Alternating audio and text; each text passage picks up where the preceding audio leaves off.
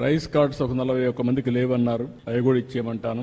Aadhaar cards, Aadhaar authentication 61 మంది చేయలేదన్నారు, అది కూడా చేయమంటాను. భవిష్యత్తులో ఈ నేటివిటీ, డేట్ ఆఫ్ బర్త్, లేకుంటే డెత్ సర్టిఫికేట్, అడంగల్ ఇవన్నీ ఉన్నాయి. రేపు 18 నేను ఓపెన్ చేస్తున్నాను.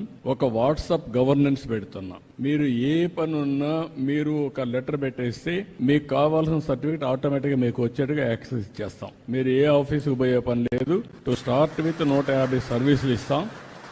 ఆ తర్వాత సర్వీసులు పెంచుకుంటా పోతాం. ఫైనల్ గా ఎక్కడ ఆఫీసుకు పోయే పని లేకుండా మీరు చేస్తా ఉంటే టెక్నాలజీలో నేను దాన్ని కరెక్ట్ చేసుకొని ఆర్టిఫిషియల్ ఇంటెలిజెన్స్ ఒకవేళ రేపు రాబోయే రోజు అది కూడా చేస్తున్నా, వర్కౌట్ చేస్తున్నా, కొంచెం టైం పడుతుంది.